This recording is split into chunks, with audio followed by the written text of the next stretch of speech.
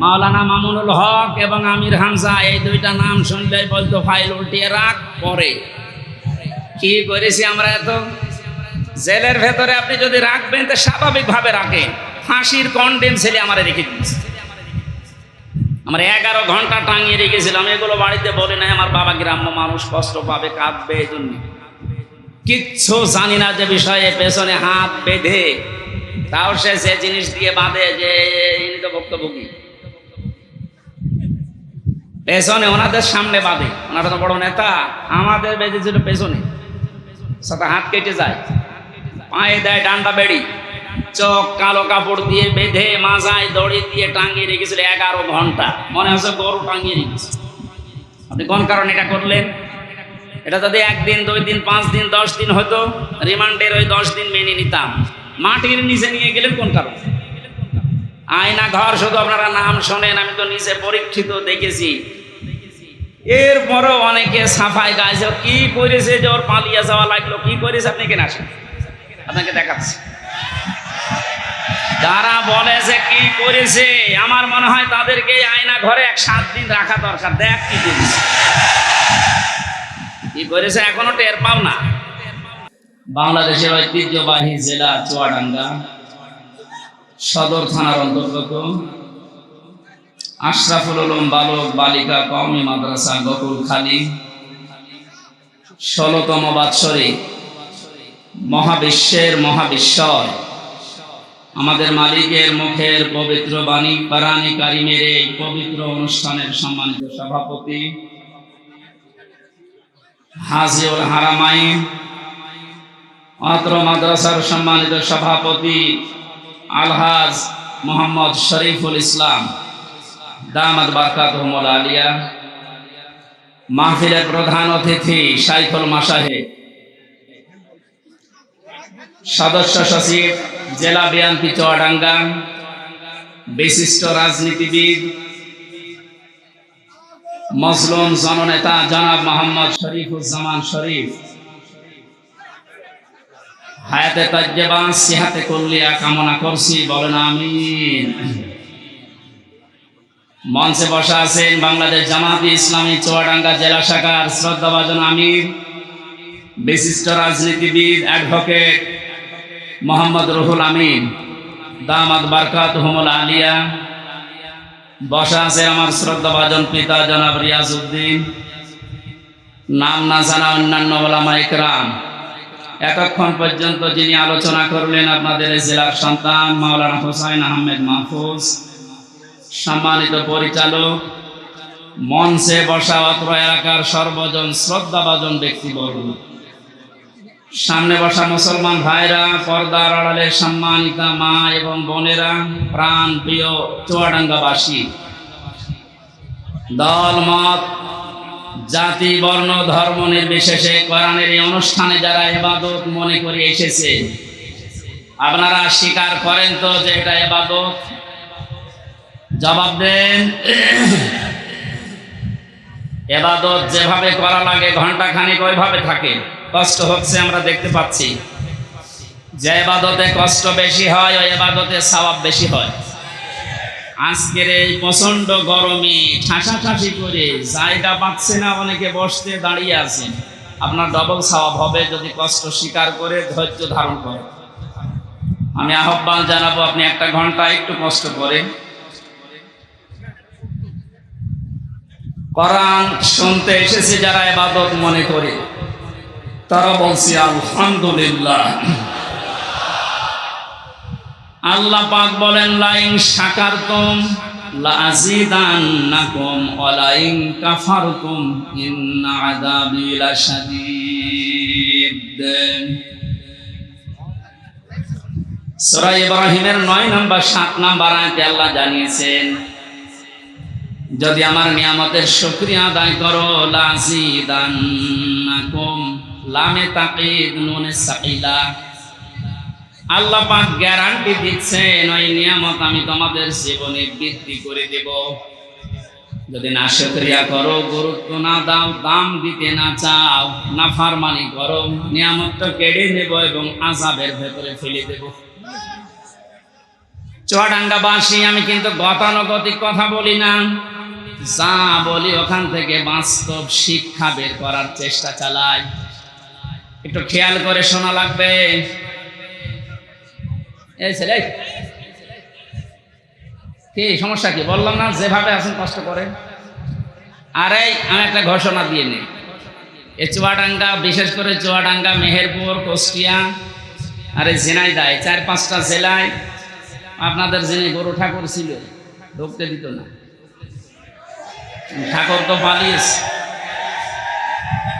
যাই হোক, এখন যেহেতু আল্লাহ উন্মুক্ত পরিবেশে আমাদেরকে নিয়ে এসেছেন, আপনারা এই যে বারবার মাওলানা হোসাইনকে জোর করেন যে এই গ্রামে দেন মাহফিল, ওই গ্রামে, দেখছেন না কি অবস্থা? আপনি যেখানে মাহফিল দেন এরকম মানুষ ধরার জায়গা আছে ওখানে, এই জন্য ওরা বিরক্ত করবেন না। এই চুয়াডাঙ্গা জেলায় আমি 3টা অনুষ্ঠান অলরেডি দিয়েছি। সরোজগঞ্জ বাজারে একটা, দর্শন মাদ্রাসায় একটা, আর এই যে এটা। আশা করছি এবছরে যেহেতু আর ডেট পাওয়া যাচ্ছে না, খালিও নেই, সারা বাংলাদেশের 64 জেলায় 2-3টা করে আমাদের থাকে। জীবননগর পাইলট স্কুলে একটা এখনো নেয়নি, ওইটা নেব ইনশাআল্লাহ। এই জন্য আর বিরক্ত করবেন। আপনারা এত কষ্ট করে বসে আছেন, আমাদের তো বিবেকে কেমন লাগছে যে আমি চেয়ারে আছি আর আপনারা জায়গাও পাচ্ছেন না, অনেকে এই গরমের ভেতরে দাঁড়িয়ে আছে। এই জন্য কমপক্ষে 1.5 থেকে 2 লক্ষ মানুষ ধরবে এরকম মাঠ ছাড়া দাওয়াত নিয়েন না, কষ্ট হবে। মানুষকে কষ্ট দেওয়া হারাম। হারাম কাজটা আশা করছি সামনে করবেন না। আর আমি গতানুগতিক কথা বলি না, আপনারা জানেন। আমি যা বলছি দেখেন এখান থেকে কি শিক্ষা নিয়ে আসি বাস্তবের সাথে। আল্লাহ তাআলা নিয়ামতের শুকরিয়া আদায়ের কথা জানিয়েছেন। শুকরিয়া আদায় মানে আমরা বাংলাদেশ, ভারত, পাকিস্তান এই সমস্ত দেশের মানুষগুলো বিশেষ করে বুঝিয়ে যে একেবারে টুটি পর্যন্ত খেয়ে একটা ঢেকর তুলে আলহামদুলিল্লাহ বললে শুকরিয়া আদায় হয়ে গেল, নাকি? এই সমস্যা নাই, কোনো সমস্যা না। মাদ্রাসার মহাতামিম একটু অসুস্থ, আমি পুরো অসুস্থ। ঠিক আছে, এই গরমে অনেকে অসুস্থ হয়ে গেছে। মাদ্রাসার যিনি আমাকে নিয়ে এসেছেন মহাতামিম, উনিও অসুস্থ হয়ে পড়ে গেছে। আপনারা কি শুরু করেছেন? কথা বন্ধ করেন। সব জায়গায় যে দেখি এই 2 পাশের এই মানুষগুলো, এদের কারণে আলোচনা তোলা যায় না। কি করে এখানে সব বসো তো, বসো সব বসো, বসো সব বসো, এখানে সব বসো, কেউ দাঁড়িয়ে থাকবে না, বসো বসো বসো। চুয়াডাঙ্গাবাসী আমরা যেহেতু কোরআনে কারিম থেকে কথা বলার জন্য এবং শোনার জন্য এসেছি, আর পৃথিবীতে যারা কোরআন দিয়ে কথা বলে এরাই সত্য কথা বলে। এতদিন আমরা শুনেছি কোরআনের আয়াত পড়তো ঠিক, কিন্তু উল্টা পাল্টা ফতোয়া দিত অনেকে। বলতো লাকুম দীনুকুম ওয়ালিয়া দীন, রাহুল বুখারী। একটা কথা হইল, আপনি আয়াত পড়ছেন কোরআনে আর দলিল দিচ্ছেন বুখারী। কোরআনে কারিম কি ওই রকম নাকি? আল্লাহ পাক এত অথেন্টিক ভাবে এটা রেখেছেন এবং কিয়ামত পর্যন্ত তিনি রাখবেন বলে ঘোষণা দিয়েছেন, ইন্না নাহনু নাযালনা যিকরা ওয়া ইন্না লাহু লাহাফিজুন। আল্লাহ বলেন, অবশ্যই আমার এই কোরআনকে আমি আল্লাহ নিজে নাজিল করেছি, এই জিকির, এবং কিয়ামত পর্যন্ত এর সংরক্ষণের দায়িত্ব আমি আল্লাহ নিজে হাতে তুলে নিয়েছি। নবীজিকে আল্লাহ ধমক দিয়েছেন, ওয়ালাউ তাকাব্বালা আলাইনা বা'দাল আকাবিল লাআখাযনা মিনহু বিল ইয়ামিন সুম্মা লাকাতা'না মিনহুল ওয়াতিন। আমার এই কোরআনের ভেতরে যদি নবী পর্যন্ত কোনো কথা বানিয়ে নিজের নামে চালিয়ে দিত যে এইটাও আল্লাহ জানিয়েছে, কি করতাম জানেন? আমি নবীর ডান হাত চেপে ধরতাম, কণ্ঠ নালী কেটে ফেলে দিতাম। ঠিক আছে? না না, ঠিক না। আপনারা আলেম না, কিসের আলেম? লাআখাযনা, আমি বললাম যে আল্লাহ পাক নবীজির হাত চেপে ধরতেন না, আল্লাহ নিজের হাত দিয়ে ধরতেন। এখানে ফাইল আল্লাহ নিজে, নবীর হাত ধরতেন না, আল্লাহ নিজে ধরতেন তার হাত দিয়ে। মিনহু বিল ইয়ামিন বাম হাতের কথা দিলেন না কেন? ডান হাতের কথা দিলেন কেন? আল্লাহর বাম হাতে শক্তি কম নাকি? আমার বাম হাতের থাপ্পড় খেয়েছে।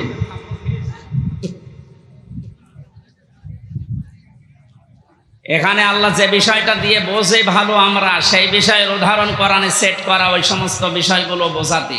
আমরা যেহেতু ডান হাতের শক্তি বেশি, এইটাই সচরাচর জানি নাকি?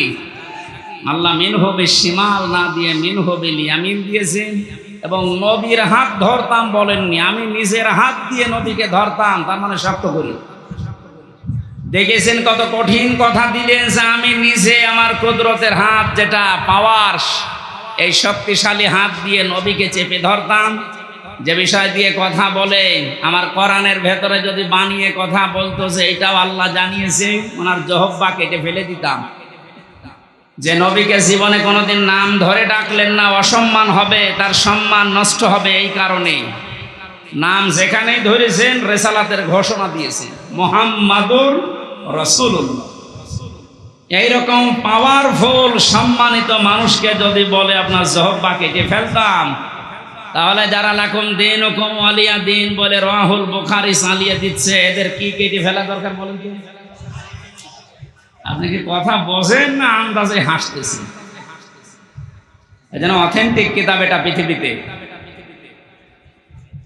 এই গুরুত্বপূর্ণ বিষয় আজকে শোনার জন্য যারা এসেছি, বিশ্বনবী জানিয়েছেন মান ক্বালা বিহি সাদাকা, যারা এই কোরআন দিয়ে কথা বলবে তোমাদের সামনে, তারাই সত্য কথা বলবে, কিন্তু কথাগুলো কোরআন থেকে হওয়া লাগবে। কথা বুঝতেছেন? অমান হাকামা বিহি আদালা, যারা কোরআন দিয়ে বিচার ফায়সালা করবে, এরা ন্যায় বিচার কায়েম করতে পারবে। এই যে গত 4-5 দিন আগে আমার মামলা যতগুলো ছিল সব খারিজ করে দিয়েছে, আমার কোনো দোষ পাই। আমি সহ মুফতি হারুন ইসহাক, মাহমুদুল হাসান ভাই এবং ওসামা ভাই সহ যারা আমরা ছিলাম মামলায়, সবগুলো আদালত দেখে বলছে কি দেখে বিচার করব, কোনো মাল নেই। যা, আমি মনে হয় বলতে গেলাম আদালত প্রাঙ্গণে দাঁড়িয়ে যে স্যার মাননীয় আদালত, এই মামলাটা আপনার কাছে আজ 3 বছর ছিল, আপনি 3টি বছরে কতবার এই মামলা পেয়েছেন, দিতে পারেননি। আজকে যে একেবারে বললেন কোনো মাল নেই, এতদিন কি মাল ছিল? অনেক বলতো যে হতো আমার হাত বাঁধা ছিল। কি ছিল? আজকে যখন হাত ওনার খুলেছে, শুধু এই বিচারপতির না, সারা বাংলাদেশের হাত আমরা এভাবে খুলে দিতে চাই। বৈষম্য বিরোধী ছাত্র আন্দোলনে যারা যোগ দিয়েছিল, যারা আন্দোলন করেছিল, তাদের যে 9টা দফা ছিল, তার 1 নম্বরে কারো হাত বাঁধা থাকবে না। এ বাংলাদেশে আমরা দেখেছি শুধু একজনের হাত খোলা ছিল, বাকি সবার হাত বাঁধা, এমনকি কাওয়া কাকু পর্যন্ত ও হাত বাঁধা। আমারে বাবা গিয়েছিল স্বরাষ্ট্র মন্ত্রণালয়ের কাছে, বলে না আমার হাত বাঁধা, তেরো চেয়ারে বসার দরকার। হ্যাঁ, একটা স্বরাষ্ট্র মন্ত্রী সে যদি বলে আমার হাত বাঁধা, হাত খোলা আছে কার? এ 3 বছরে জেল খাটার পরে আমি দেখেছি হাত একজনেরই খোলা ছিল। সে যাই হোক, আমরা চাই ওনার মতো হাত এই দেশে 1628 জন মানুষ এই চেয়ারে বসে আছে। 1628 জন যে চেয়ারে বসে আছে, সব হাত আমরা খোলা রাখতে চাই। আবু সাইদ যেভাবে হাত খোলা ছিল, সবার হাত এভাবে খোলা রাখতে চাই। কথা বলেন ঠিক কিনা?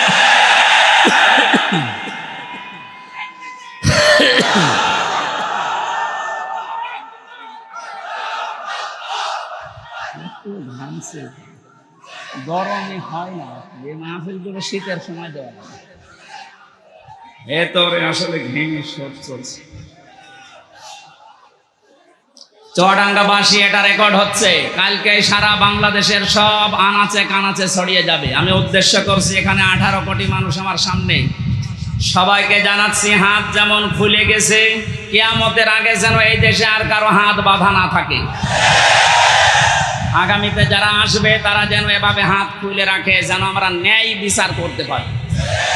আর ন্যায় বিচারের জন্য এটা লাগবে। অমান হাকামা বিহি আদালা, যারা কোরআন দিয়ে বিচার করে, এরা ন্যায় বিচার কায়েম করতে পারে। 53টা বছর পার হয়ে গেল, বহু বিষয় আমরা দেখেছি। আমি না দেখলেও আমার বাবা শরীফুর রহমান, শরীফুজ্জামান ভাই সহ যারা আছে, আমার তো 32 বছর, ওনারা তো অনেক বেশি, ওনারা দেখেছে বাবা চালিয়েছিল এ দেশ কেমন লাগে দেখতে। দুর্ভিক্ষে মানুষ মারা গেছে। আজকে বাংলাদেশে মুক্তিযোদ্ধার একজন কমান্ডার উনি ঘোষণা দিয়েছে, বঙ্গবন্ধু যার নাম আমরা শুনি উনি মুক্তিযুদ্ধ করেননি। যে চেতনা নিয়ে এই 16 বছর আপনি অত্যাচার করলেন ইসলামপন্থী এবং জাতীয়তাবাদ মানুষের উপরে, এই চেতনাটা সামনে নিয়ে এখন শুনছে সে নাকি মুক্তিযুদ্ধ এটা ছিল। এটা যে এখন ওনার বক্তব্যটা আমি এখনো সত্যতা প্রমাণ পাইনি। যদি সত্য হয় এতদিন তাহলে মিথ্যাচার করে জাতিকে আপনি যা করলেন কি জবাব দেবেন বলেন তো? জাতি তো এখন সব জেনে ফেলেছে, কথা বলেন না কেন? আমাদের এখানে একটা সতর্কের বিষয় আসতেছে। আমি 1 মিনিটের ভেতরে একটা উদাহরণ সেট করেছি, দেখেন বাস্তবের সাথে মিলিয়ে। একটা হোস্টেলে 100 জন ছাত্র থাকে, ওরা সকালবেলার মেনু খিচুড়ি ভাত, কি খিচুড়ি দেওয়া হয়। 20 জন চাচ্ছে যে খিচুড়ি থাক, আর 80 জন বলছে না আমরা খিচুড়ি চাই না। কেউ বলছে আমরা কলা পাউরুটি চাই, কেউ রোল চাই, কেউ চিড়া মুড়ি চাই, এই সমস্ত বিভিন্ন আইটেম দিয়েছে। হলের যিনি সুপার আছে উনি বলছে এভাবে তো হবে না, আমি ভোট দিলাম, দায়িত্ব দিয়ে দিলাম যে যেইটা বেশি চাবে, যদি সংখ্যায় ওইটা বেশি হয় তাহলে আমি ওইটা পাস করে দেব। এখন 20 জন তো খিচুড়ি আছে, তারা তো আর নড়ন চড়ন নেই, আগে যা চালিয়ে আসছে 20 জন ওইটাই আছে, বাকি এখনো আছে 80 জন। ভোট দেওয়ার পরে দেখা গেল রোল যারা চায় তারা 18 জন, কলা পাউরুটি যারা চায় তারা 15 জন, যারা চিড়া মুড়ি চায় ওরা 12 জন। এভাবে সিস্টেম করতে করতে শেষ পর্যন্ত পাস হয়ে গেল ওই খিচুড়ি। কথা বুঝতেছেন? জালেম এবং জালেমদের দোসর এই বাংলাদেশে খুব বেশি হলো 20 জন। আমরা যারা দেশে শান্তি আসলে চাই তারা কিন্তু 80 জন। এখন যে সময় এসেছে ছোটখাটো কোনো বিষয় নিয়ে এসেছেই হোক ওই 20 জন বাদ দিয়ে কেউ যেন মত পার্থক্য না করে। এখন যা করবেন 15 জন হবেন, 18 জন হবেন, 12 জন হবেন, ওই 20 কিন্তু আগে যা ছিল আবার চলে আসবে। কি মনে করছেন বসে আছে? ডক্টর ইউনূস এই জন্য ঘোষণা দিয়েছে ওখানে বসে কথা বলবেন না, চুপ করে থাকেন। মামলা তো 100টা, কিসের 100? 1000-এর উপরে মামলা হওয়া দরকার। আমি কিছু না করে যদি আমার বাবাকে বলেছিল 50টা মামলা দেব, তাহলে ওরা কাজ করে তো 1000-এর উপরে মামলা খাওয়া দরকার না? এই জন্য আমাদের এই উদাহরণ থেকে শিক্ষা হচ্ছে, আমরা এখন ছোটখাটো কোনো বিষয় নিয়ে মনোমালিন্য মত পার্থক্য করলে কিন্তু এই জালেমরা উৎপত্তি আছে, ওরা এখনো সব জায়গা থেকে পাল্টায়নি। সংস্কার যখন আরম্ভ হয়েছে, যারা দায়িত্বে আছেন, প্রধান উপদেষ্টা সহ যে কয়েকজন মানুষ আছেন, খুব তাড়াতাড়ি ইমিডিয়েটলি এই মুহূর্তে 1628টা চেয়ার আমরা পরিবর্তন চাই, কারণ এগুলো সব জালেমদের দোষ। হ্যাঁ কথা বলেন। এই যে চপ্প মিয়া, এই চপ্প থেকে শুরু করে যেই কয়টা ছিল জালেমদের দোসর, এই 1628টা চেয়ারের এই মুহূর্তে সকাল হতে হতে যেন শুনিতে পাল্টিয়ে গেছে। 1000-এর উপরে মানুষ জীবন দিয়ে গেল এইটার জন্য। কারণ এই বৈষম্যের কারণে আজ হাজার হাজার মানুষ জুলুমের শিকার হয়ে মানবতার জীবনযাপন করেছে। অনেকে বলছে আমরা মাফ করে দিলাম, হ্যাঁ তাদের ব্যক্তিগত বিষয়, কিন্তু সামগ্রিকভাবে কোনো মানুষ যদি ভিকটিম, আমরা যারা আমার মতো 3টা বছর আপনি কোন কারণে আমাকে রাখলেন, আমি যেহেতু বেকসুর খালাস পেয়ে গেছি, আদালত প্রমাণ করেছে যে আমার কোনো দোষ নেই, কথা বলেন না কেন? তাহলে একেবারে উপর থেকে শুরু করে যেই লোকটা আমার মামলার আয়ু, যারা এর সাথে জড়িত, আমার মামলার যদি বাদী হুজুর হতো, ওরে যত টাকা লাগে আমি দিয়ে 2 দিন পরে বের হয়ে আসতাম। কিন্তু মামলার বাদী তো একেবারে সরাসরি হাসিনা। মাওলানা মামুনুল হক এবং আমির হামজা, এই 2টা নাম শুনলেই বলতো ফাইল উল্টিয়ে রাখ। পরে কি করেছি আমরা? এত জেলের ভেতরে আপনি যদি রাখবেন তো স্বাভাবিকভাবে রাখেন, ফাঁসির কন্ডেম ছেলে আমারে রেখে দিয়েছে। আমরা 11 ঘন্টা টাঙিয়ে রেখেছিলাম। এগুলো বাড়িতে বলে নাই, আমার বাবা গ্রাম্য মানুষ, কষ্ট পাবে, কাঁদবে, এই জন্য কিচ্ছু জানি না যে বিষয়ে পেছনে হাত বেঁধে তাও সে জিনিস দিয়ে বাঁধে যে ইনি তো ভুক্তভোগী। পেছনে ওনাদের সামনে বাঁধে, ওনারা তো বড় নেতা, আমাদের বেঁধেছিল পেছনে, সাথে হাত কেটে যায়, পায়ে দেয় ডান্ডা বেড়ি, চোখ কালো কাপড় দিয়ে বেঁধে মাজায় দড়ি দিয়ে টাঙিয়ে রেখেছিল 11 ঘন্টা। মনে হচ্ছে গরু টাঙিয়ে রেখেছে। আপনি কোন কারণে এটা করলেন? এটা যদি 1 দিন 2 দিন 5 দিন 10 দিন হতো, রিমান্ডের ওই 10 দিন মেনে নিতাম। মাটির নিচে নিয়ে গেলেন কোন কারণে? আয়না ঘর শুধু আপনারা নাম শোনেন, আমি তো নিজে পরীক্ষিত দেখেছি। এরপরও অনেকে সাফাই গাইছে, কি করেছে যে ওর পালিয়ে যাওয়া লাগলো, কি করেছে আপনি কেন আসেন, আপনাকে দেখাচ্ছি। যারা বলে যে কি করেছে, আমার মনে হয় তাদেরকে আয়না ঘরে 7 দিন রাখা দরকার। দেখ কি করেছে, কি করেছে এখনো টের পাও না। এই একটু শোনেন, নবীদের হাদিস হচ্ছে, কেউ যদি জেনে শুনে জালেমকে সহযোগিতা করে, সাহায্য করে, সাপোর্ট দেয়, সে নবীর উম্মত থেকে বের হয়ে যায়। এখনো পর্যন্ত আয়না ঘর দেখার পরেও যদি কেউ জালেমের সাপোর্ট দেয়, সাফাই গায়, ও নবীর উম্মত আছে? আবার বলছে ভিডিও কলে, আপা ঘাবড়াবেন না, আপনি ঘাবড়ালে আমরা নরম হয়ে যাই। কত বড় শয়তান! ওরে ধরে এত পিটানো পিটিয়েছে, এখন অনেকেই বলছে না আর কার আশায় থাকবো, যে ঘাবড়ানোর কথা সেই ঘাবড়িয়ে গেছে। আমার যতটুকু বাস্তবতা আমি দেখেছি, এদেশের 18 কোটি মানুষ যদি আপনাকে মাফ করে দেয়, ব্যারিস্টার আরমানের বউ আপনাকে মাফ করবে না, আমার ওই ছোট মেয়েটাও আপনাকে মাফ করবে। 3টা বছর আমার থেকে, 1 বছর রেখে গিয়েছিলাম, এখন 4 বছর। কেন এই কষ্ট দিলেন আপনি? যদি ব্যক্তিগতভাবে আপনার উপর রাগ থাকতো আমি মাফ করে দিতাম। আপনি তো আল্লাহর টার্গেট। জালেম যারা, এরা টার্গেট হামজার, শরীফের, কার? চুয়াডাঙ্গাবাসী ভালো করে শোনেন, এই জেলায় যারা জালেম ছিল ওরা কিন্তু শরীফের টার্গেট না, ওরা রুহুল আমিনের টার্গেট না, ওরা সরাসরি টার্গেট আল্লাহর। শব্দটা শুনতে ছোট মনে হচ্ছে। সূরা শূরা 42 নম্বর আয়াত, 25 নম্বর পারার 6 নম্বর পৃষ্ঠা 13 নম্বর লাইনে আছে, এটা ইবনে কাসিরে পাবেন। আল্লাহ পাক বলেন, ইন্নামাস সাবিলু আলাল্লাযিনা ইয়াযলিমুনান নাস, ইলা আখিরি আয়াত। রব্বুল আলামিন বলেন, অবশ্যই আমি আল্লাহ মামলা দায়ের করব, কেস করব তাদের বিরুদ্ধে যারা মানুষ হয়ে মানুষের উপরে জুলুম করেছে।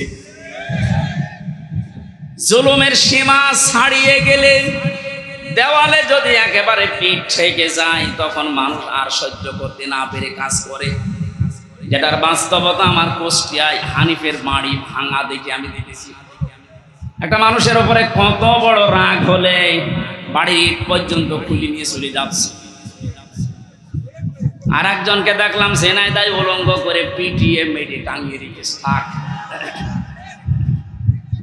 হিরোন হিরো। এটা শুধু মানুষের শত্রু ছিল না, আল্লাহর শত্রু ছিল। আমি বাস্তবে দেখেছি ঝিনাইদহে যেখানেই কোরআনের অনুষ্ঠান হতো, ও যে প্রশাসন দিয়ে বন্ধ করে দিত।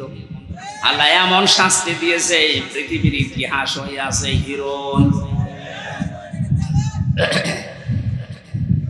এই জন্য জালেমরা কিন্তু পৃথিবীর মানুষের মামলার আসামি না, এরা আল্লাহর মামলার আসামি। আপনি কি আল্লাহর মামলার আসামি যারা, আল্লাহর অভিযোগে অভিযুক্ত যারা, তাদের পক্ষ নিতে পারেন? বলেন পারেন? আপনার বিবেকটা কাজে লাগাবেন। নিয়ামতের শুকরিয়া আদায়ের কথা বলছিলাম। কেউ যদি কোনো নিয়ামত পেয়ে শুকরিয়া আদায় করতে চায়, 3টা মাধ্যম আছে। 1 নম্বরে মুখে স্বীকার করা আছে, হ্যাঁ এটা নিয়ামত। ও চুয়াডাঙ্গাবাসী, নিজের বিবেককে প্রশ্ন করেন তো, এই সমস্যা কি? এই দাঁড়ানো যাবে না ভাই, কথা বন্ধ করো। আমরা মুখ দিয়ে স্বীকার করলাম যে এটা নিয়ামত। কেন? বাস্তবে দেখেছি এই যে বিশাল অনুষ্ঠানটা কোরআনের কথা শোনানো হবে বলে ওরা সাজিয়েছে। এই অনুষ্ঠানটা আগস্টের 5 তারিখের আগে যদি কেউ করতে চাইতো 10 জায়গায় অনুমতি নেওয়া লাগতো। 6 তারিখ, 7 তারিখ, 8 তারিখে একটা ঘোষণা এসে গেছে ডক্টর মোহাম্মদ ইউনূসের পক্ষ থেকে। অন্যান্য ধর্মের মানুষেরা যেভাবে এদেশে মুসলমানেরা কোরআন প্রচার করবে, কোনো মহারথীর অনুমতির প্রয়োজন আর নেই। এটা নিয়ামত না? কত বড় নিয়ামত আপনি জানেন? কয়েকদিন আগে বাংলাদেশ জামাত ইসলামী কুষ্টিয়া জেলা শাখার উদ্যোগে ওরা কুষ্টিয়া জেলার প্রায় 550 আলেমকে দাওয়াত দিয়েছিল একটা সেমিনারে। সব ঘরানার আলেমরা ছিল। 3.5 ঘন্টা থেকে 4 ঘন্টা সেখানে আলোচনা করেছে কোরআনের উপরে, হাদিসের উপরে। আপনি একটু ভাবেন তো, এটা যে 550 আলেম এক জায়গায়, আগস্টের 5 তারিখের আগে এত মানুষ না, 5 জন আলেম এক জায়গায় হলে 10টা মামলা হয়ে যেত। এত বড় নিয়ামত আল্লাহ যাদের মাধ্যমে দিলেন, শহীদ আবু সাইদ, শহীদ মুগ্ধ সহ, রায়হান সহ, ইয়ামিন সহ যারাই হাজারের উপরে শহীদ হয়েছে, আল্লাহ তাদের শাহাদতের সর্বোচ্চ মাকাম যেন পৌঁছিয়ে দেন, বলেন আমিন। আমরা স্বীকার করছি যে মুক্ত জীবন এটা নিয়ামত, কিন্তু এদেশের ওই যে 20% এখনো পর্যন্ত স্বীকার করছে না। গতকালকের একটা ভিডিও, সে এখনো পর্যন্ত জালেমের সাফাই গাচ্ছে যে না, মানে কি কিছু করেনি দেশের জন্য। একটা রাস্তা বানাতে যদি 2 কোটি টাকা খরচ হয়, 3 বার বাজেট করে 9 কোটি টাকা খরচ করেছে। 2 কোটি খরচ করে 7 কোটি আল্লাহর রাস্তায় নিয়ে চলে গেছে। এই যে আল্লাহর রাস্তায় নিয়ে গেছে বললাম কেন? ওই দরবেশের কারণে। দরবেশ কত টাকা আত্মসাৎ করেছে দেখেছেন? 36,000 কোটি। আপনি জীবনে যদি গণনা করে তো জীবন শেষ হয়ে যাবে। দরবেশের যদি এই হাল হয়, যেগুলো ধরবেশ, ওগুলোর অবস্থা কি? আমার মনে হয় পালিয়ে যারা গেছে এদের টাকা পয়সাগুলো ডক্টর ইউনূস ঘোষণা দিয়েছে, এগুলো সব ফিরিয়ে আনা হবে। তাড়াতাড়ি করেন, সবগুলো ফিরিয়ে নিয়ে আসেন। শুধু ফিরিয়ে নিয়ে আসা না, যারা টাকা পয়সা আত্মসাৎ করেছে, বেগম পাড়া বানিয়েছে, এদের স্ত্রী সন্তান পুত্র যা আছে সব রাষ্ট্রের কাজে লাগান। টাকা পয়সাগুলো নিয়ে এসে আপনি একটু দেশের মানুষের কাছে দেন, দেখেন দেশটা দাঁড়িয়ে যাবে। কোনো অভাব নেই এদেশে, অভাব শুধু সুষ্ঠু বন্টনে। এই সুষ্ঠু বন্টন যেন হয়, আমরা এরকম মানুষকে এখন সামনে চাই। কথা বলেন ঠিক কিনা? ওনার যখন বললো যে আমার 2টা ছেলে হাফেজ আলেম হবে, আমার মন হৃদয় ভরে গেছে। এরকম মানুষকে আপনি দায়িত্ব দেবেন, যে মানুষগুলো কোরআনে কারিম নিজে পড়ে, সন্তানকে পড়ায়। আমি এর আগে শুনেছিলাম যে ওনার ভাই, যে টরিক ভাই নাকি, উনি একটা মাদ্রাসা অলরেডি নিজে একা চালায়, এবং চুয়াডাঙ্গার ভেতরে ওইটা নাকি একটা মডেল। কয়েকদিন আগে আমি মালয়েশিয়া ছিলাম, মিজানুর রহমান আজহারি ভাইয়ের সাথে কয়েকটা প্রোগ্রাম ছিল। উনি আমাকে বলছিল টরিক ভাই সালাম দিই, উনি আসবে বাংলাদেশে কিছুদিনের ভেতরে। কুষ্টিয়াতে একটা প্রোগ্রাম নেওয়ার কথা জানিয়েছি, কুষ্টিয়ার স্টেডিয়াম মাঠে। উনি আর আমি থাকবো, আপনারা ইনশাল্লাহ যাবেন, দাওয়াত দিয়ে দিলাম। চুয়াডাঙ্গাবাসী 100 জনের 80 জন আমরা এখন স্বীকার করে নিলাম যে হ্যাঁ, এটা আমাদের জন্য নিয়ামত। কিন্তু ওই জালেমরা তারা এখনো পর্যন্ত স্বীকার করে না যে এই স্বাধীনতা এটা নিয়ামত। কথা বলেন না কেন? তাহলে নিয়ামত পাওয়ার পরে আমরা যারা 80 ভাগ শুকরিয়া আদায় করলাম, মুখ দিয়ে স্বীকার করছে যে হ্যাঁ এটা নিয়ামত, 20 ভাগ যারা আছে এখনো পর্যন্ত স্বীকার করছে না। আপনি মাঝেই দেখবেন ওরা নতুন ইস্যু তৈরি করে এই 20 জন বিশৃঙ্খলা তৈরি করছে। প্রথমে ওরা অমুসলিমদেরকে দিয়ে চেষ্টা চালিয়েছিল সংখ্যালঘু নাম দিয়ে। জামাতে ইসলামের কেন্দ্রীয় আমির যিনি ডাক্তার শফিকুর রহমান ঘোষণা দিয়েছেন এই বাংলাদেশে কোনো সংখ্যাগুরু নেই। সুতরাং এই ইস্যু তুলে যারা মানুষের ভেতরে বিদ্রোহ তৈরি করতে চাচ্ছেন তাদের হালে পানি নেবে না ইনশাআল্লাহ। ন্যায়ও নেই, পৃথিবী বুঝে গেছে না, এটা ওদের দুর্বিসন্ধি। এরপরে ওরা আস্তে আস্তে চালিয়েছিল প্রধান বিচারপতিকে দিয়ে দেশটা অস্থিতিশীল করতে, ছাত্রদের সামনে ধরা পড়ে গেছে।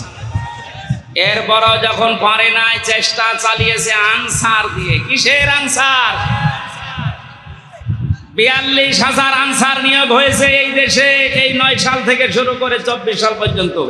তার 32,000 সবগুলো গোপালগঞ্জে। 42,000-এর 32,000 যদি গোপালগঞ্জের হয়, বাকি 63 জেলার মানুষ আমরা ঘাস কাটছি। দুর্নীতির কোন জায়গায় পৌঁছিয়েছিল আপনি চিন্তা করেন? এই দেশের জাতীয় মসজিদের ইমাম পর্যন্ত পালিয়ে গেছে। ইমাম সাহেবও যদি পালিয়ে যান, আর কোন জায়গা বাকি আছে বলে আপনার মনে হচ্ছে? কোন জায়গা ফাঁকা নেই, সব জায়গা ওগুলো একেবারে পরিপূর্ণ হয়ে গেছে। আল্লাহর কোরআন জানিয়েছে লিয়াজদাদু ইসমা, আল্লাহ ওদের পাপ এমন ভাবে পরিপূর্ণ করে দিয়েছে যে জায়গা যখন আর খালি নেই, ওয়ালাহুম আযাবুম মুহিন, তখন ওদের অপমানজনক শাস্তি ঢেলে দিয়েছে। এর বাস্তব প্রমাণ এই কালামানি, ওর বিসি পর্যন্ত উড়ে গেছে। বলেন আর কি বাকি থাকে? এটা বিচারপতি, তাও সুপ্রিম কোর্টের। এত বড় শয়তান ছিল, ওর কথা বললে শুধু মুসলমানদের, ইসলামের আর কোরআনের। আর একজন বলতো, ওরে দেখলাম একজন কিক মেরেছে আদালতে, এমন একটা লাথি দিয়েছে, জালেমদের আমার মনে হয় এর চাইতে অপমান আর নেই। দরবেশের যে অপমান আমরা দেখেছি, দাড়ি কেটে নমো হয়ে গেছে। প্রথমে যে শয়তানকে ধরেছিল, শয়তান বলছে আমার একা নেবেন, মানে ওই যে দরবেশ। দরবেশ কোনটা? ওই যে সালমানের রহমান। আপনি চিন্তা করেন কোথায় নামিয়েছে অপমানের। আর কোন জায়গায় এই দেশে জালেমদের বাকি নেই। কথা বলেন ঠিক কিনা? এ ধরা ধরেছে কে? 20 ভাগ মানুষ এখনো স্বীকার করেন না আপনারা। এই জন্য নতুন নতুন করে আপনারা কুয়ো তৈরি করছেন। প্রধান বিচারপতিকে দিয়ে একবার চেষ্টা চালিয়েছে, পারে নাই। আনসারদেরকে দিয়ে চেষ্টা চালিয়েছে, ওটাও পারে নাই। যারা দায়িত্বে আছেন এদেশের এখন আহ্বান জানাবো, কিসের আনসার? পুলিশ ছাড়া যদি দেশ চলতে পারে, আনসার ছাড়া এক আর দুই। এ বাহিনী বিলুপ্ত করে দেন, কোনো দরকার নেই।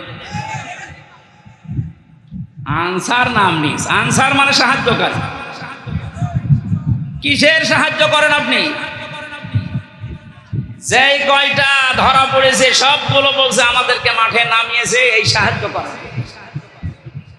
ওরা এরপরে ডাক্তার লাগিয়েছে, পারে না। এরপরে গার্মেন্টস কর্মীদেরকে লাগাচ্ছে সামনে, এটাও পারবে না। ওদের যা চরিত্র আমি মনে হয় দেখতে পাচ্ছি, গোয়ালন্দ ঘাটের এই মেয়েদেরকে ওরা নামাবে।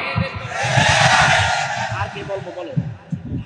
এ চাইতে নিচু শব্দ আমার জানা নেই, কারণ ওদের চরিত্রের দিকে তাকিয়ে বললাম, এত নিচে নামতে পারে। জেলখানায় মানুষ এমনিতেই থাকে অসহায়। গিয়াসউদ্দিন মামুন এবং অপু ভাই আর আমি এক জায়গায় ছিলাম। আমাদের কাছে 3 জনকে টার্গেট নিয়েছিল যে সিসি ক্যামেরা লাগিয়ে দাও। ওই উপর থেকে শয়তান দেখতো, ওদের সাথে কেউ আমাদের সাথে কেউ কথা বললে তাড়াতাড়ি করে ওকে কল দিয়ে বলতো ওদেরকে তাড়াতাড়ি আলাদা করে। এমনিতেই আসি ফাঁসির কন্ডেম ছেলে, এরপরে 24 ঘন্টা তালা লাগান, এরপরে সামনে কারারক্ষী বসা, এরপরে যোগাযোগ বিচ্ছিন্ন, এরপরে যদি সিসি ক্যামেরা লাগিয়ে থাকে, বলেন তো কেমন লাগে? সুতরাং আমাদের উচিত, আমরা যেহেতু নিয়ামতের শুকরিয়া আদায় করার জন্য আয়াতটা পড়লাম, আমরা স্বীকার করছি 80 ভাগ মানুষ যে আমরা আসলে এখন একটা নিয়ামত পেয়েছি। 2 নম্বরে মনের ভেতরে একটা আলাদা শান্তি লাগবে, যেটা আমার লাগে, আপনাদের লাগছে না? 3 নাম্বারটা কি? নিয়ামতের শুকরিয়া আদায় করার জন্য 3 নাম্বার, আল্লাহ পাক বলেন যে নিয়ামতটা পেয়েছো এটা পৌঁছিয়ে দাও জায়গা মতো। আমি যেহেতু হাদিস পড়েছিলাম, ন্যায় বিচার কায়েম করার জন্য কোরআন লাগবে।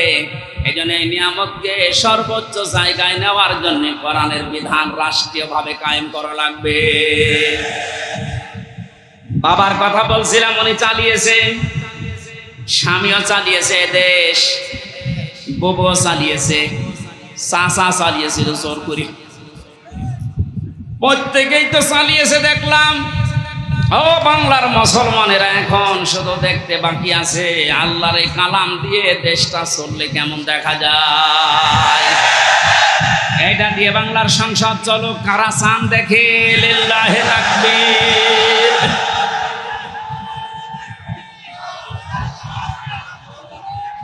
আলহামদুলিল্লাহ ভাই,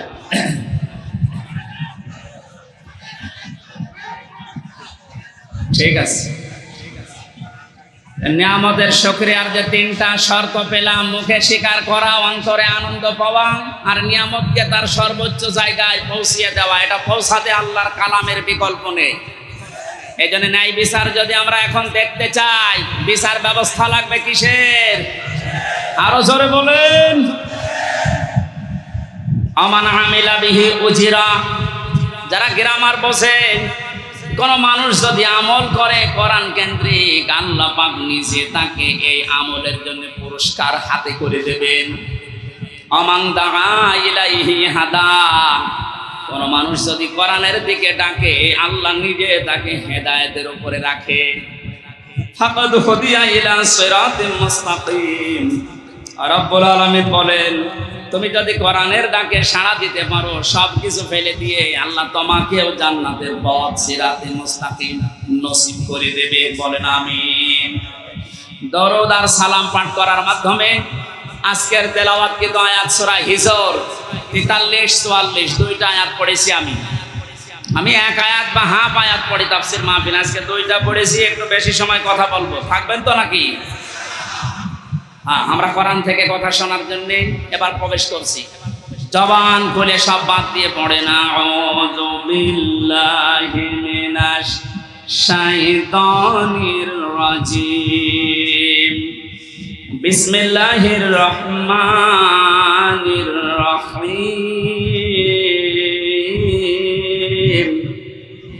ওয়া ইন্না জাহান্নামা লামাউইদুহুম আজমাইন।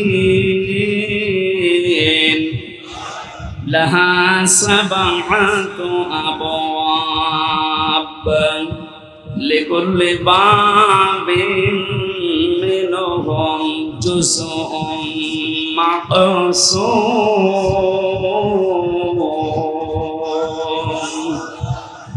সাদাকাল্লাহুল আযীম।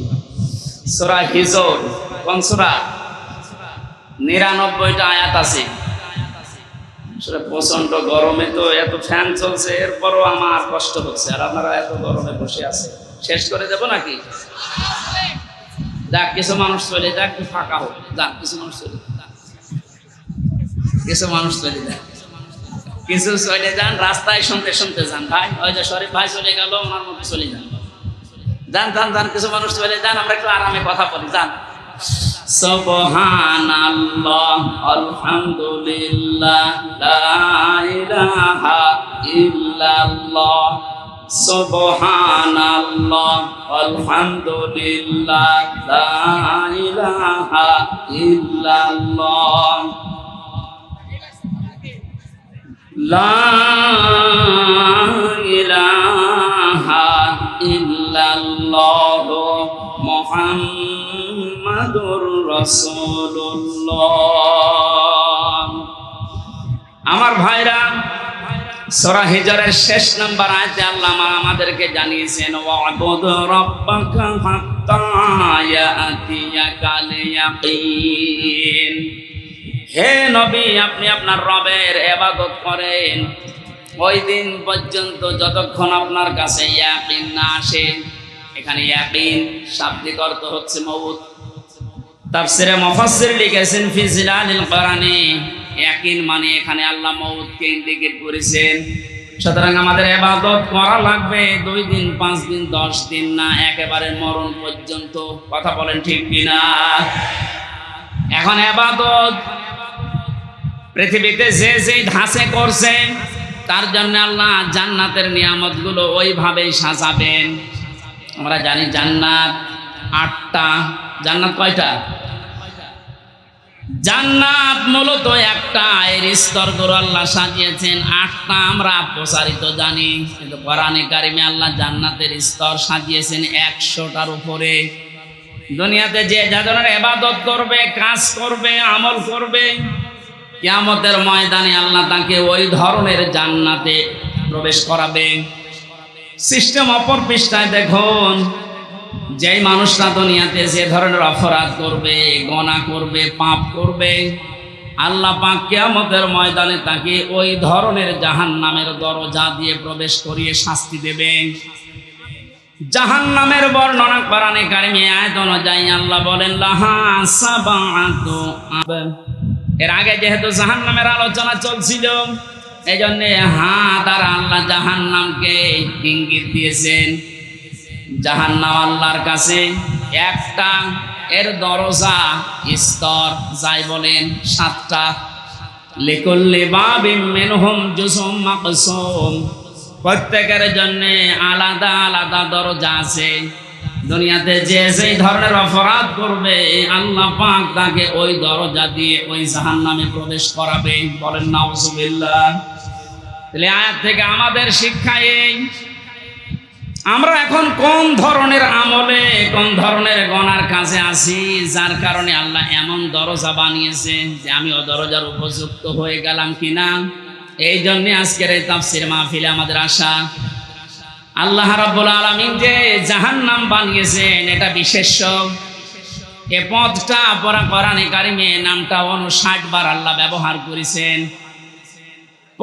কোরআনে কারিমে আমি ধারাবাহিকভাবে দেখেছি জাহান্নামের স্তরগুলো আল্লাহ সাজিয়েছেন 7টায়। প্রথম স্তরের নাম দিয়েছেন তিনি লাযা। এবার আমাদের এখান থেকে একটা বিষয় নেওয়া দরকার।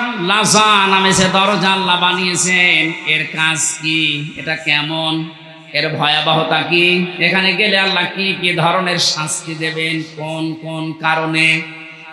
সূরা মাআরিজের ভেতরে আল্লাহ আমাদেরকে জানিয়েছেন কাল্লা ইন্নাহা লাযা নাযাআতাল লিশ-শাওয়া তাদউ মান আদবারা ওয়া তাওয়াল্লা ওয়া জামাআ ফাআওয়া।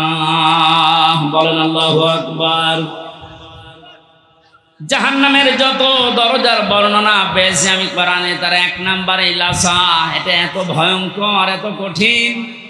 আল্লাহ পাক বলেন দরজা দিয়ে যারাই প্রবেশ করাবো জাহান্নামে, প্রবেশ করার সঙ্গে সঙ্গে নিজের শরীরের চামড়া খসিয়ে ফেলবে। ও বাংলার মানুষেরা, পৃথিবীতে আমি বহু জায়গায় গিয়েছি, বহু কঠিন এবং ভয়ঙ্কর ঘর আমি দেখেছি, কিন্তু ঘরে প্রবেশ করলেই মানুষের চামড়া খসে যায়। আমি দেখিনি, শুনিও নাই। আল্লাহ এমন একটা ঘরের কথা বললেন, দরজার কথা বললেন, জাহান্নামের কথা বললেন, যেখানে গেলে মানুষের আগেই চামড়া খসে পড়ে যাবে। রব্বুল আলামিন বলেন এই মানুষগুলোকে আল্লাহ কেন এখানে প্রবেশ করবে জানো? কাদেরকে এই দরজা ডাকতে থাকবে, আহ্বান জানাবে, তাদউ মান আদবারা ওয়া তাওয়াল্লা। যে মানুষগুলো সত্যকে সত্য জানার পরে অহংকার করে, হিংসা করে, মুখ ফিরিয়ে আবার টান করে চলে গেছে। আয়াত পড়ার পরে আমি দেখতেছি বাংলাদেশে এই চরিত্রের মানুষ বেশি। এদেরকে চোখে আঙ্গুল দিয়ে গুলিয়ে খাওয়ালে এরা সত্যকে সত্য বলে মেনে নিতে চায় না। ওর বাবা যা করেছে, ওর দাদা যা করেছে, ও ওই দিকেই শুধু টান দেয়। আল্লাহ পাক বলেন তাদউ, ডাকবে তাদেরকে, ইলাযা মান আদবারা ওয়া তাওয়াল্লা। যে ব্যক্তি এদবার করে, মুখ ফিরিয়ে নেয়, অহংকার করে, যারা দাম্ভিকতা করে, আল্লাহর কোরআন থেকে, আল্লাহর আয়াত থেকে যারা মুখ ফেরায়।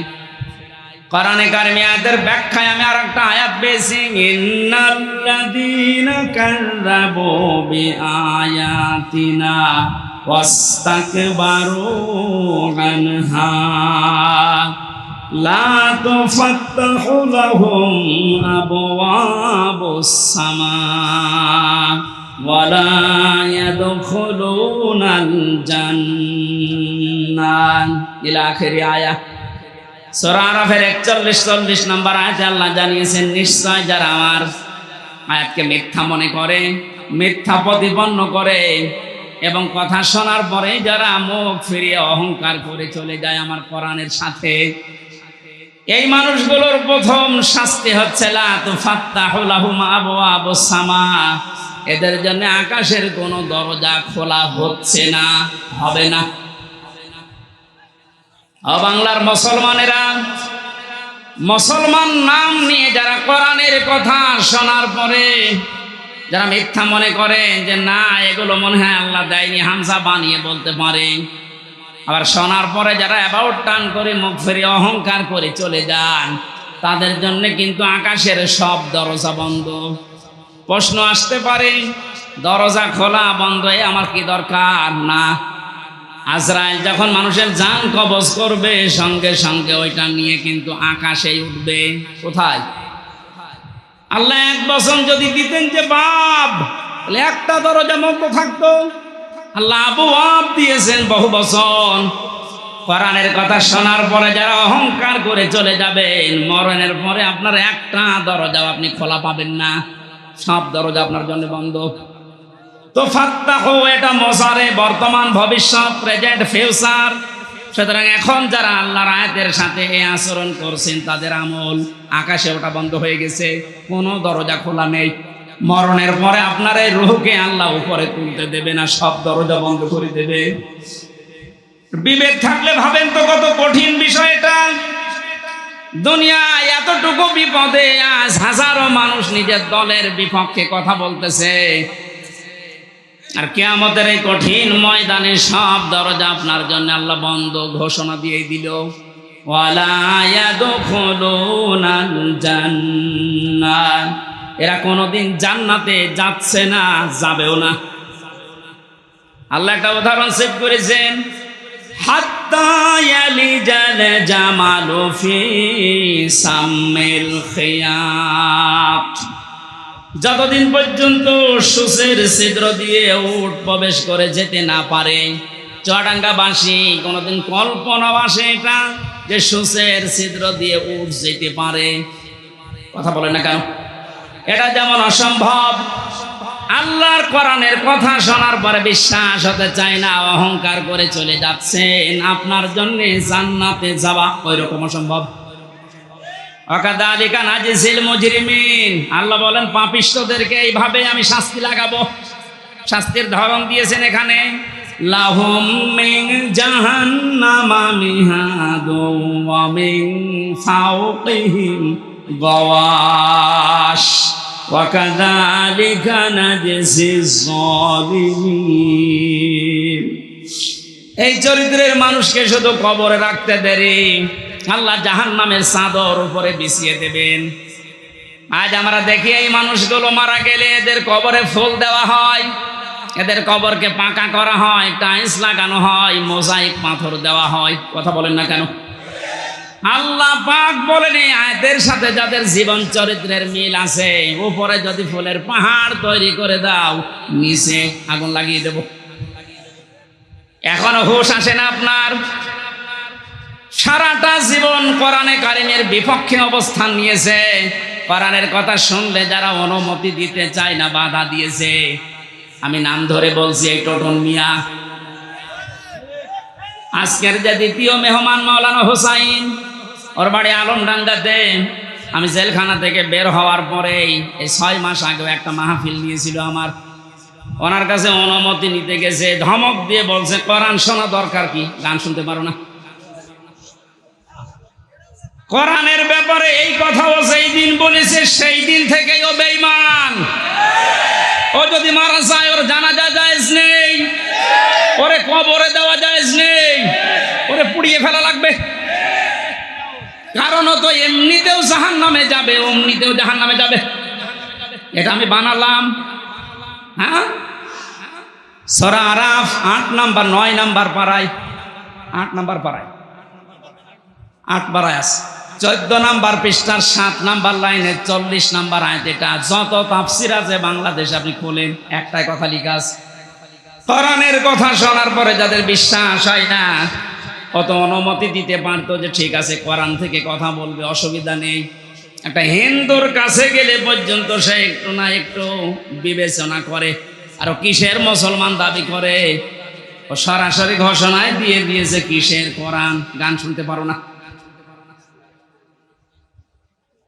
এই মানুষগুলো মারা গেলে কবরে আপনি যতই ফুলের পাহাড় তৈরি করেন, নিচে আল্লাহ আগুন লাগাবে। এ আয়াতে প্রমাণ। শুধু আগুন লাগাবে না, জাহান্নামের চাদর দিয়ে আল্লাহ ঢেকে দেবে। কথা বলেন ঠিক কিনা? ওয়াকাযালিকা নাজজিজ যালিমিন। আল্লাহ এইভাবে করে জালেমদেরকে একটার পর একটা শাস্তি দিতে থাকবে।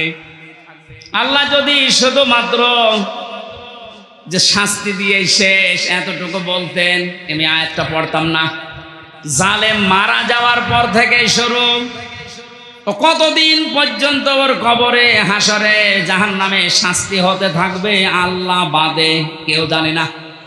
এজন্য আমাদের এখান থেকে সাবধান হওয়া দরকার, আমরা যেন কেউ জালেম হয়ে না যাই। দুঃখজনক বিষয়, বাংলাদেশটা দ্বিতীয়বার স্বাধীন হওয়ার পরে আমরা কয়েকদিনে 6, 7, 8, 9, 10 এই 4-5 দিনে অনেক জালেমকে নতুন করে জুলুম করতে দেখেছি। না, আপনি ঠিক করেননি, আপনি থামেন। এক জালেমের হাত থেকে যদি আর এক জালেমের হাতে আমরা পড়ি, 1000 মানুষ জীবন দিল কোন কারণে? এখনো 2700 মানুষ হাসপাতালের বেডে এখনো কাতরাচ্ছে। এই জন্য এগুলো যারা করছেন আপনি থামবেন। আমরা এক জালেম থেকে আর এক জালেমের হাতে যেতে চাই না, আমরা এই দেশটা তুলে দিতে চাই কোরআনের হাতে। এ বিষয়ে কারো মত পার্থক্য আছে? কারা কারা জানের হাতে দিতে দেখি? লিল্লাহে তাকবীর।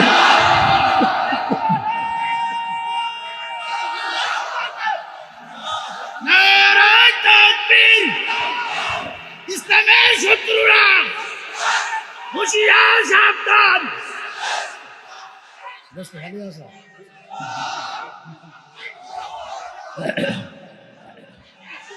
চুয়াডাঙ্গাবাসী, এই জন্য যে মানুষগুলো আপনি মুখ ফিরিয়ে চলে যাবেন, আপনার জন্য লাজা খোলা আছে। কি খোলা আছে বলেন তো? যারা আলেম আছে, তাফসীর বোঝে যে কত বড় কঠিন জায়গা। লাজার বর্ণনা দিতে গিয়ে আল্লাহ নিজে আশ্চর্য হয়ে গেছেন, এত কঠিন জায়গা। এই যে নাজ্জাআতাল লিশ-শাবা, হাড়ের সাথে যে চামড়া লেগে থাকে, আগে চামড়া তুলবে, এরপরে হাড় থেকে আর একটা হাড় করবে, এর নাম শাওয়া। এটা ফি জিলালিল কোরআনে আছে। এত বড় ভয়ঙ্কর শাস্তি আর কোন জাহান্নামের ভেতরে আছে বলে আমি তাফসীরে পাইনি। অথচ এটার জন্য 1 নম্বরে যারা কোরআনের কথা শোনার পরে মুখ ফিরিয়ে চলে যায়। 2 নম্বরে ও জামা ফাআওয়া, যারা সম্পদ জমা করে আর সংরক্ষণ করার জন্য চেষ্টা চালায়। এই 15 বছর আমরা এইটাই দেখেছি। জায়েজ না জায়েজ নেই, প্রত্যেকটা বিভাগের অবস্থা এই ছিল। বিচার ব্যবস্থার দিকে তাকান, কোর্টের ইট পর্যন্ত টাকা চাই। আপনি চুয়াডাঙ্গা কোর্টে যাবেন, যারা আছে ওরা তো টাকা চাই, কোর্টের ইটও বলে 10 টাকা দিয়ে যান।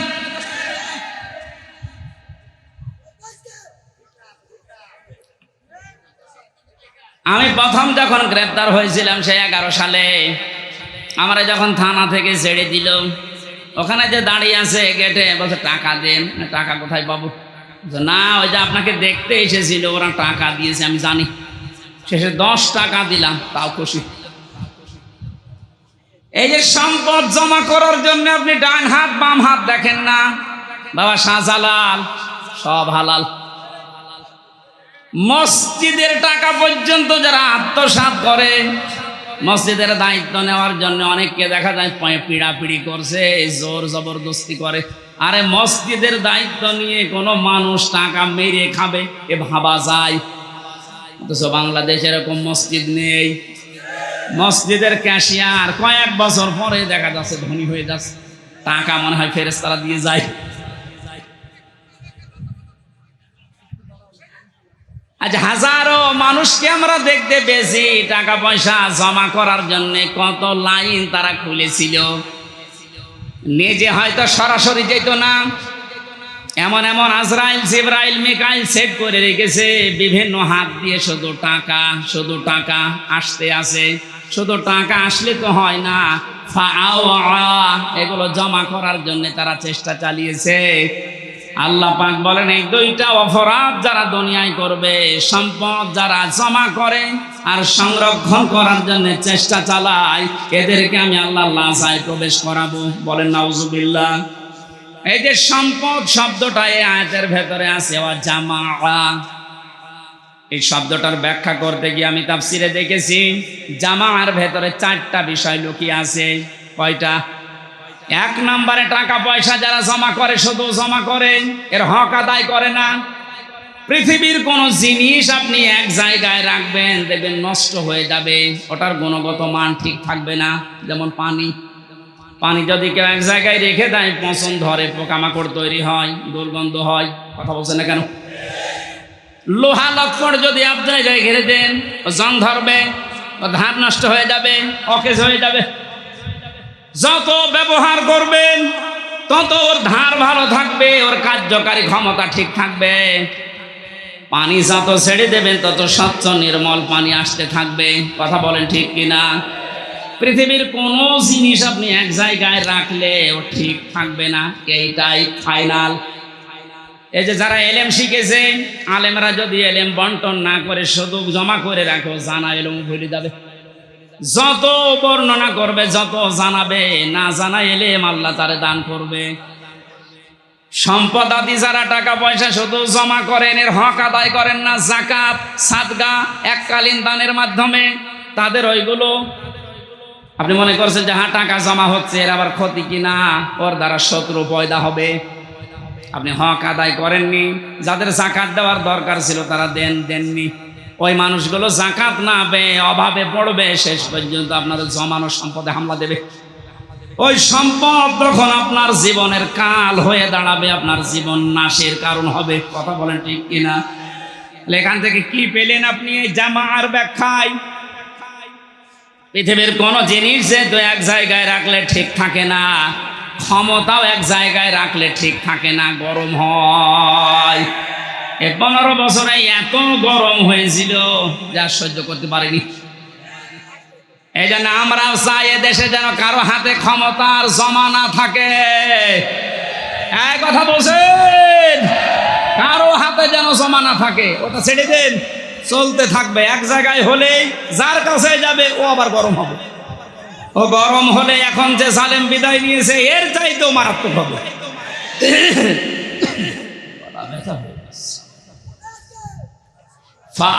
দিয়েছেন জামার ব্যাখ্যায় যে 4টা অর্থ পেয়েছি। 1 নম্বরে অর্থ সম্পদ, 2 নম্বরে ক্ষমতার চেয়ার। যারা এটাকে বারবার জমা করার চেষ্টা করে কিন্তু এর হক আদায় করে না, এই মানুষগুলোকে আল্লাহ জাহান্নামে লাজায় প্রবেশ করাবে। 3 নম্বরে অস্ত্র শস্ত্র, এগুলো যারা জমা করে কিন্তু এগুলোর যে ব্যবহার যাদের দ্বারা করা উচিত তারা না করে অবৈধ মানুষ ব্যবহার করে। আজ হাজার হাজার মানুষকে দেখেছি যাদের হাতে অস্ত্র তোলা জায়েজ নেই, ওই মানুষগুলো অবৈধ অস্ত্র নিয়ে ঘোরাফেরা করে আর মানুষের অর্থ সম্পদ বিভিন্ন কায়দায় খায়। 4 নম্বরে পেয়েছি মান সম্মান।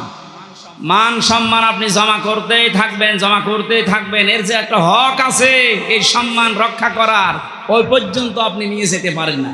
আমার মনে হয় অর্থগুলো একটু কঠিন হয়ে যাচ্ছে। আলেমরা যারা আছে তারা তো বুঝতেছে।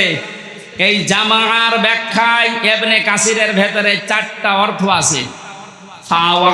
শুধু জমা করে তা না, এটা যেন সংরক্ষণ করে রাখা যায়, এই দুর্বিসন্ধি তারা তৈরি করে। যত টাকা এরা অবৈধভাবে কামাই করেছিল, কিভাবে এটা সংরক্ষণ করা যায় একেবারে এইটে গুটে বসেছিল, কিন্তু আল্লাহ সহ্য করে নাই, সবগুলো এখন ধ্বংস করে দিয়েছে। এমনও কোটি কোটি টাকার মালিক এখন জেলখানায় বসে এই যে ফ্লোরে আমরা যেভাবে ঘুমিয়েছি ওইভাবে ঘুমাচ্ছে। কি হলো আপনার এই টাকা দিয়ে? এ তো দুনিয়ার বিষয় গেল। চোখ বোঝার পরে আপনি যাবেন এই লাজায়। কোথায় যাবেন? আল্লাহ আমাদেরকে যেন এরকম জায়গায় নিয়ে যান, বলেন আমিন। তাহলে আমরা আজকে একটা দরজার বর্ণনা শুনলাম যে লাজা নামে যে দরজা আল্লাহ জাহান্নামে বানিয়েছেন। জাহান্নামে একটা, এর দরজা 7টা। তার 1ম নাম্বার লাজা, এত কঠিন ভয়ঙ্কর, গেলেই চামড়া খসে যাবে, হাড় থেকে আলাদা হয়ে যাবে। 365 জায়গায় জোড়া দেওয়া আছে, সবগুলো এই দরজা দিয়ে ঢুকলে আল্লাহ খসিয়ে ফেলবে। আল্লাহ এই কঠিন ভয়ঙ্কর শাস্তির মুখোমুখি আমাদেরকে যেন না করেন। যে শাস্তির কথা, যে আমলের কথা আমরা শুনলাম, যে সত্য শোনার পরে আমরা জানার অ্যাবাউট টান না করি। সম্পদ আদি যেগুলো আল্লাহ দেয় এগুলো আন্দাজে জমা করে সংরক্ষণ করার কোনো দরকার নেই। যা করব এটা যেন বৈধ পথে হয়। আল্লাহ আজটা আমাদের সবার জীবনে যেন সেট করে দেন, আমিন। প্রচণ্ড গরমে আমি আর পারছি না, আল্লাহুম্মা আমিন।